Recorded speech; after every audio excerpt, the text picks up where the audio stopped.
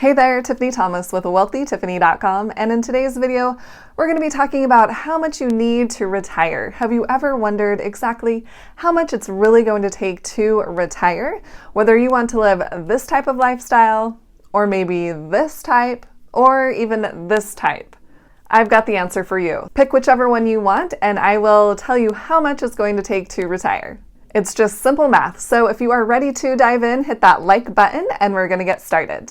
All right, step one is to figure out what your expenses are going to be in retirement, which makes sense, right? How much are you going to need to live when you are retired? This may seem like it's something unrealistic to figure out. Like, Tiffany, how do I know if I'm going to need a hip replacement?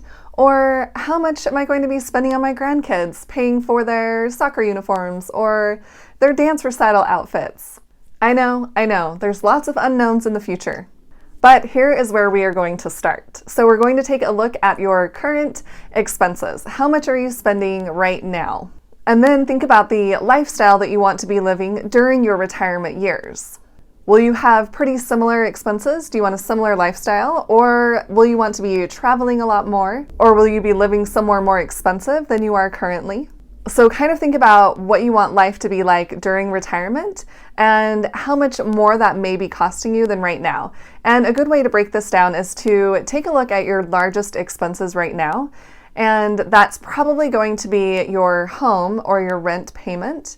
And think about if you're going to have that paid off during retirement, or will you still be renting? Will you still have that large expense, large housing expense? And do you currently have a car payment? Will you have that car paid off during retirement, or will you buy a Lamborghini during retirement and have that type of car payment? And also take a look at your grocery bill. Are you buying for 6 kids right now, plus you and your husband? Or is it just you that you're spending grocery money on? Because that could fluctuate a lot in retirement if you aren't paying to feed 6 kids plus you and your spouse. So get a feel for those 3 largest expenses, how those will be different in your retirement years. And that can give you a good starting place on where to start to adjust your expenses during retirement years. That could be a lot less, or it could be a lot more if you are moving to somewhere more expensive. And then also take into consideration medical expenses. That usually goes up in retirement. But if you feel like you're a pretty healthy person, you'll continue to work out and eat your fruits and vegetables, and you don't really foresee a lot of health problems, then maybe your medical expenses won't be that expensive in retirement years. And especially if you are looking to retire at a young age, then you may not have those medical expenses until further on down the road.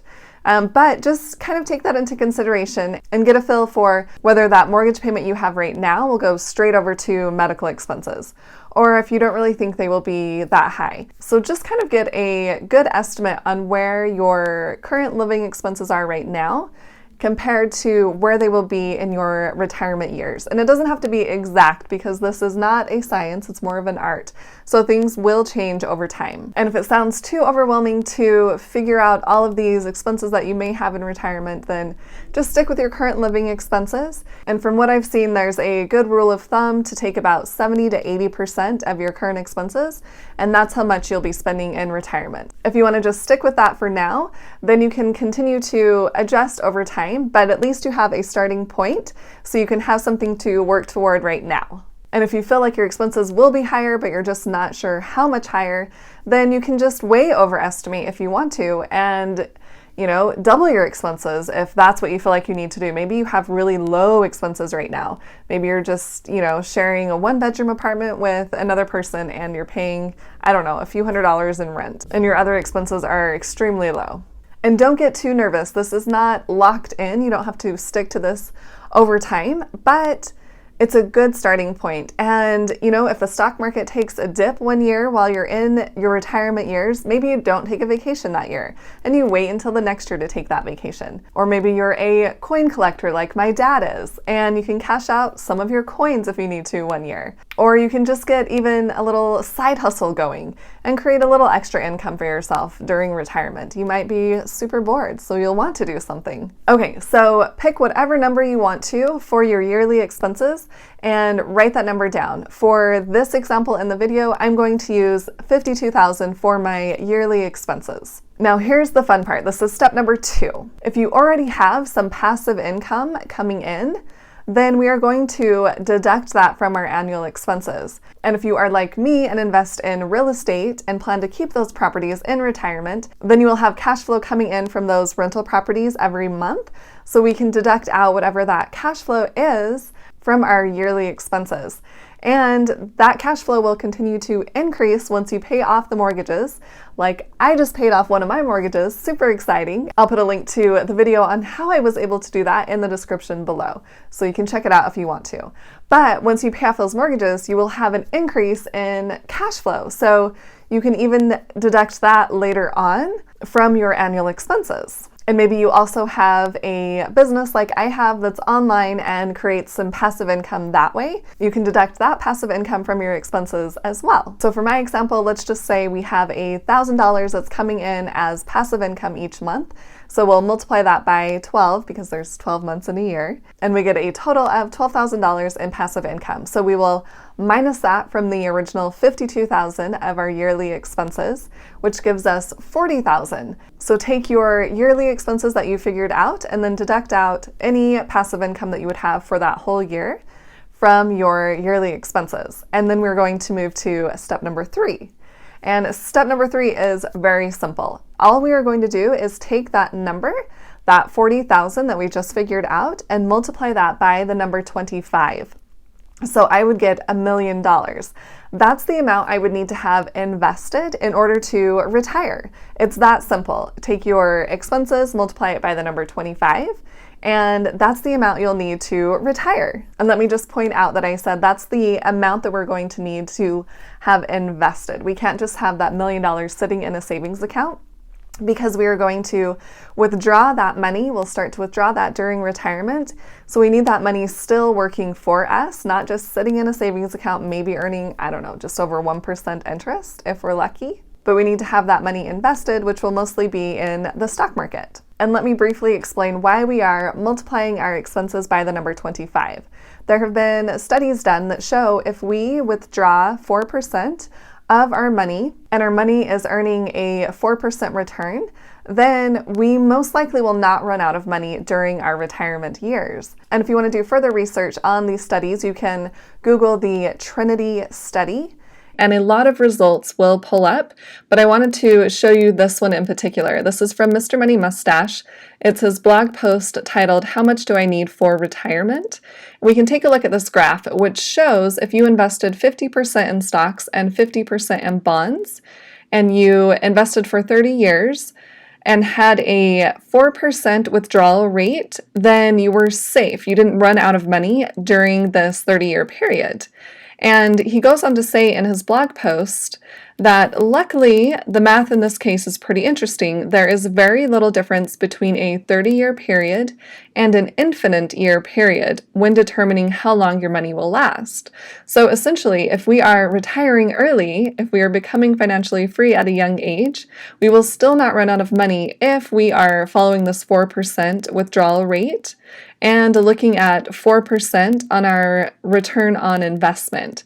And this is adjusted for inflation. And if we wanted to be a little bit more risky with our investments and invest more in stocks and less in bonds, so maybe a 75% investment in stocks with a 25% investment in bonds, then we will actually have more money because stocks will give us that higher return over the long term. So we can feel even safer about our investments if we are willing to be a little bit riskier and invest more in stocks. Because our goal is to just withdraw the interest that we've earned instead of withdrawing our original investment. And by using that number 25, that is a pretty safe rule to have us not run out of money in retirement. All right, if you've made it this far in the video, then I want you to comment below and tell me yes if you have figured out your financial freedom number, or no if you have not figured it out yet. And we're going to take this one step further. So step 4 is to figure out how much we're going to need to invest each month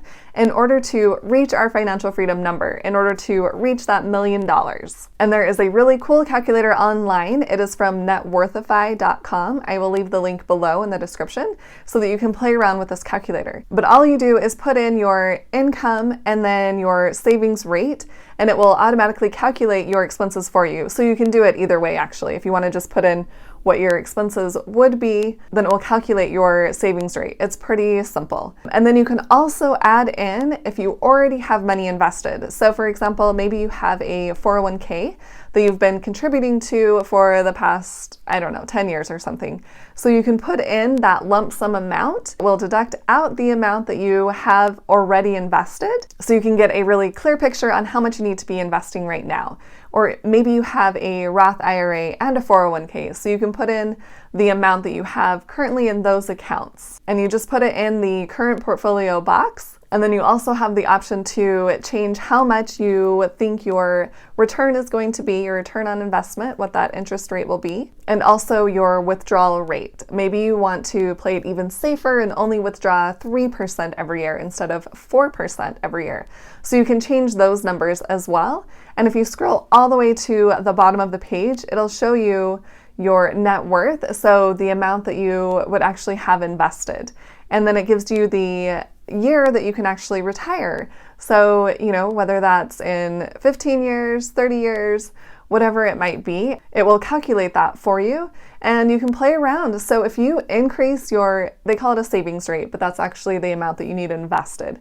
So if you increase the amount that you're investing every month, then you're going to be able to retire even sooner. So this is a super fun calculator to play around with and get an idea on when you'll be able to retire, and you can see exactly how much you will need to retire, and you can adjust it so that you feel comfortable with your withdrawal rate and the return that you are earning on your money. And that's it. That's how you figure out how much you're going to need to retire. And that net worth, it may be a little bit different from what we calculated earlier by multiplying our expenses by the number 25. But it's pretty close. So that's just an easy way to calculate your financial freedom number, is multiplying your expenses by the number 25. So you can share that with everybody, and that way they can know how much they're going to need to retire. And honestly, I used to sit with one of my coworkers in the lunchroom, because we would both bring our lunches to work. And we would talk about how much we would need to retire, and we had no clue. Like, was it $1 million? Was it going to be $3 million? Would we have to work the rest of our lives? We just didn't have any idea. So I am super excited to share this with you guys, because I know a lot of people have this question. I had this question, and I did research and I figured out the answer. So I had to share this with you guys. So if you found this video helpful, please hit that like button and share it with someone else who is wondering how much they need to retire. And please hit the subscribe button to subscribe to my YouTube channel. That will really help me out, and we can get this content out to more people. And don't forget to hit the little bell to get notified on when I post new videos. And just as a side note, if you want to get 2 free stocks, Webull is doing a promotion. If you open a free account and deposit at least $100, they will give you 2 free stocks valued up to $1,400. So I will leave my referral link below in the description so you can get those 2 free stocks. Thanks so much for watching. I'll see you in the next video.